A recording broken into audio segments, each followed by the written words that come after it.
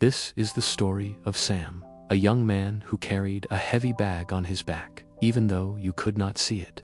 The bag was full of old hurts. Some were small, like sharp pebbles he picked up when someone made a rude joke at school. Some were big, like heavy stones, from a friend who lied to him and a father who walked away during a hard year. Sam did not know that every day he was lifting this weight. He just felt tired, short-tempered, and stuck. He said he wanted to move forward, but his feet felt planted in the same spot. When people asked how he was doing, he said, "I'm fine," but inside, he felt a knot in his chest that never loosened. Sam worked at a small cafe after classes. He liked making coffee and greeting people, because it gave him a simple routine. One afternoon, a boy from his old soccer team came in with a group of friends. The boy's name was Leo. Last year, Sam and Leo stopped talking after Leo told others a private story that Sam had shared in trust. Seeing Leo again made Sam's stomach twist. His hands shook while he steamed milk. The coffee overflowed and made a mess. Leo looked at Sam as if nothing had happened and said hello in a cheerful voice. Sam could not answer. He put the cup down too hard and walked into the back room. He felt heat rise in his face. He felt the old story wake up inside him, as if it were happening again. He wanted to yell. He also wanted to hide. In the back room, the cafe owner, Mrs. Rivera, found Sam leaning against the wall. She was kind, with quiet eyes. She asked what happened. Sam told her the short version. He said he hated Leo and never wanted to see him again. Mrs. Rivera listened and then said a simple sentence. Forgiveness is not saying what happened is okay. Forgiveness is choosing to put down the bag so you can walk again. Sam frowned. He asked, "How do I put it down?"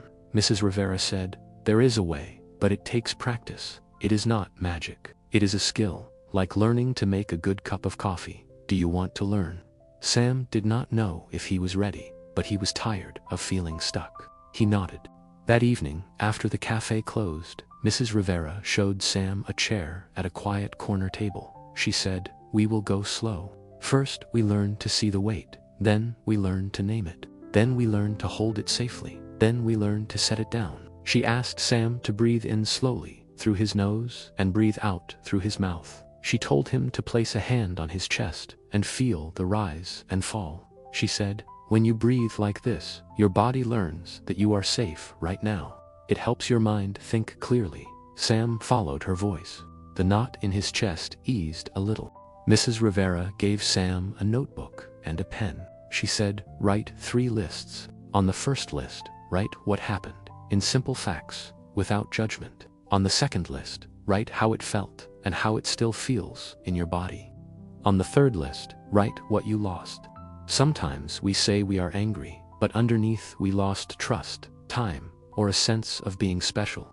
Be honest." Sam wrote that Leo shared a secret. He wrote that his face burned, his hands shook, and he felt small. He wrote that he lost trust in Leo and lost his sense of safety with friends. He also realized he had lost his joy in soccer and stopped playing. Seeing it on paper made the story clear. Mrs. Rivera said, "Good. Now you can see the bag." Sam asked, "What next?" Mrs. Rivera said, "Now we talk about what forgiveness is and what it is not. Forgiveness is not forgetting. It is not saying the hurt was fine. It is not letting someone keep hurting you. It is not quick. Forgiveness is a choice to stop carrying the hurt every day. It is choosing to release the grip it has on your life. It is a gift you give yourself first.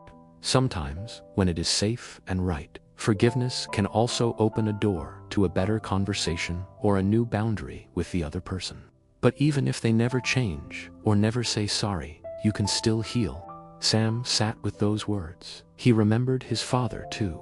When Sam was 13, his parents split up, and his father moved to another state for work. Calls became rare. Promises to visit broke. Sam felt abandoned. He thought, if my own dad could leave, maybe I am not worth staying for. That belief grew in his heart like a shadow. It colored how he saw friends, teachers, and even himself. He pushed people away before they could hurt him. He kept the door closed to protect his heart, but the room grew dark. He realized he had been holding not just Leo's stone, but many stones from many days.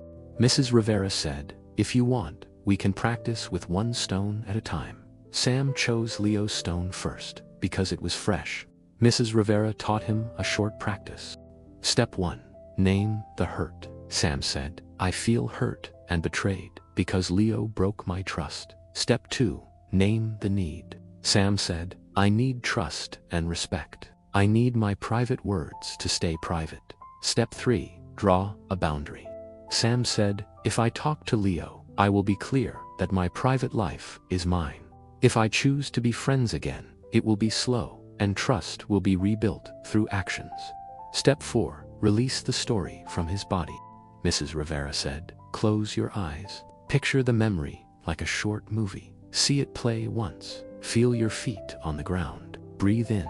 As you breathe out, picture the movie shrinking until it fits inside a small box. Put the box on a shelf. Say out loud, 'This happened. It hurt. I am safe now. I am choosing my next step with wisdom.'" Sam did this. He felt silly at first, but then he felt a little space open inside. The next day, Sam went for a walk by the river. He picked up a small, flat stone. He spoke to it quietly. He said, "Leo, you hurt me when you shared my secret. I was angry and felt small. I am not going to carry this anymore. I forgive you for my own peace. I keep my boundary. I choose my future." He threw the stone into the water and watched the circles grow and soften. He felt a little lighter. He knew this did not erase what happened, but he also knew he had just taken a step. A week later, Leo came to the cafe again. Sam felt the old heat, but he remembered his breath. In, out, safe now. He decided to speak. He said, "Hi, Leo, I want to say something. When you shared my secret last year, it hurt me. I lost trust. I am not here to fight. I want you to know I am setting a boundary. My private life stays private. If we ever talk like friends again, it has to be with respect." Leo's face changed. He looked down and then said, "I am sorry, Sam. I was trying to be funny. I did not think. I get why you were upset. I would like to make it right if I can." Sam listened. He did not rush to forgive out loud. He did not promise anything he could not keep. He simply said, "Thank you for saying that. I will need time. Respect my boundary." That was enough for that day. Sam noticed he could stand taller when he spoke clearly and kindly. That evening, Sam tried the same practice with his father's stone. It was heavier. He wrote the facts. His father moved away. Calls were rare. Promises were broken. He wrote the feelings: anger, sadness, emptiness in his stomach. He wrote the loss. He lost steady support. He lost a sense of being chosen. He lost simple father and son time. He cried, because naming what he lost made the truth clear. Then he wrote a letter that he might or might not send. He wrote, "Dad, I needed you. When you left and did not call, I felt I did not matter. I carried this belief for years. I am learning it is not true. I do matter. I am choosing to forgive you so I can live lighter. I will set a boundary. If we talk, I will tell you what I need. If you can meet me there, good. If not, I will protect my heart." He read the letter out loud to the empty room. He felt shaky and also strong. The next day, Sam called his aunt, who often spoke with his father. He said, "I want to try a short call with Dad this weekend. 10 minutes. I have 3 things to say. I want him to listen." His aunt agreed to help set it up. When the call came, Sam kept it simple. He said, "Dad, I felt hurt when you left and when you stopped calling. I believed I did not matter. I am working on this. I want to forgive you and also set a boundary. If we keep talking, I need calls when you say you will call. I need simple honesty. If you cannot do that, I will take space." His father was quiet for a long moment. Then he said, "I was selfish and lost in my own problems. I am sorry. I want to try again. I will not make promises I cannot keep. Can we talk next Sunday at the same time?" Sam said yes. He knew one call would not fix years of pain, but he also knew he had moved the heavy stone from his back into his hands, where he could choose what to do with it. Over the next month, Sam made forgiveness a weekly practice. On Sundays, he sat by the window with his notebook. He chose one small pebble or one medium stone from the bag. Sometimes it was a teacher who embarrassed him in class. Sometimes it was his own mistake, like the time he blamed a friend when it was his fault. He learned to forgive himself too. He learned that self-forgiveness is not letting himself off the hook. It is owning what he did, making things right where possible, and choosing to grow. He would write, "I did this. It caused harm. I feel sorry. I will repair it by doing this action. I forgive myself so I can learn and do better." He noticed that when he forgave himself, it became easier to forgive others. And when he forgave others, it became easier to be gentle with himself. When Sam struggled, Mrs. Rivera reminded him of 3 anchors. First, tell the truth clearly. Second, choose a boundary kindly. Third, release the story from your body with breath and simple rituals. She showed him a way to calm down when a memory hit hard. She said, "Name 5 things you can see. Name 4 things you can touch. Name 3 things you can hear. Name 2 things you can smell. Name 1 thing you can taste. This brings you back to now, where you can choose." Sam used this when he ran into Leo at the gym and felt his chest tighten. He looked at the blue court lines, the wooden floor, the light through the windows, the scoreboard, and the shoes on his feet. He touched the cool metal of the water fountain and the soft towel. He heard the thump of the ball and the squeak of sneakers and the low music. He smelled the cleaner and the rubber. He tasted mint gum. The knot eased. He could speak from calm. One afternoon, Sam led his younger cousin through the same steps after the cousin had a fight with a friend. Sam said, "Forgiveness is not a pass, it is a path." He explained that a pass says the rule does not matter and anyone can break it.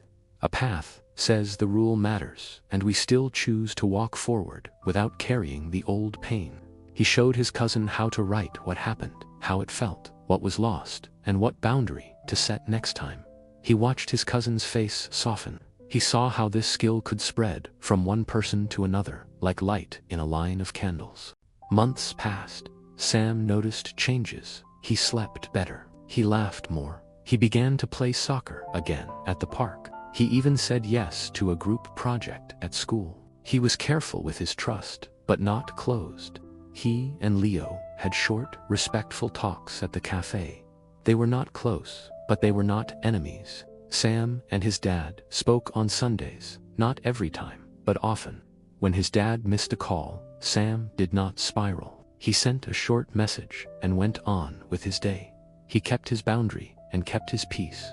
The bag on his back felt lighter because he only carried what belonged to today.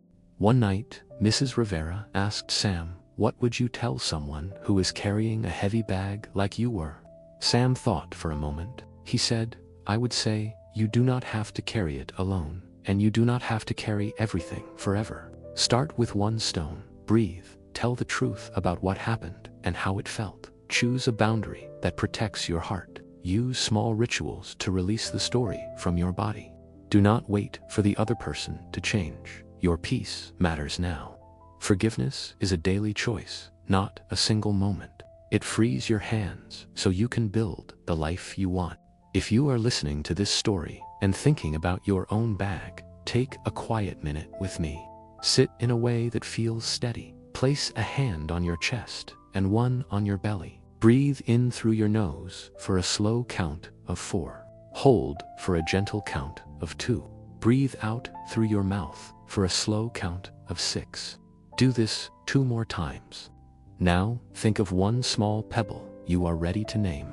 Say to yourself, "This happened, it hurt, I am safe now. I will set a boundary. I will release what I do not need to carry." Picture placing that pebble on the ground. You can leave it there. You can walk forward with lighter steps. Sam's story is not perfect. He still has days when the old knot comes back. On those days, he uses his tools. He writes, he breathes, he calls a friend who listens and does not judge. He drinks water and takes a short walk. He remembers that healing moves like a tide, in and out, and progress is a path made by many small steps. He knows now that forgiveness is a strong choice. It is a way to respect himself and make room for joy. It is the key that opens the door he once kept locked. The moral of this story is simple and real. Forgiveness is not for the past, it is for your future. It does not erase what happened. It changes what you carry. When you forgive with truth and boundaries, you free your heart to learn, to love, and to live. If you choose one pebble today and set it down, you begin. But if you learn to look for the flowers, to practice gratitude, to see the hidden purpose in your imperfections, your life will transform. It won't happen overnight. It's a practice, like the old woman walking to the river every single day. But each day, you choose gratitude over complaint. You are watering a new garden in your mind. You are breaking free from the prison of your own perception. So, the next time you feel like you're broken, remember the cracked pot. Your flaws might just be watering a field of flowers you haven't noticed yet. Thank you so much for watching. If this story resonated with you, please hit that like button and subscribe for more content that inspires. Until next time, keep projecting your best self into the world.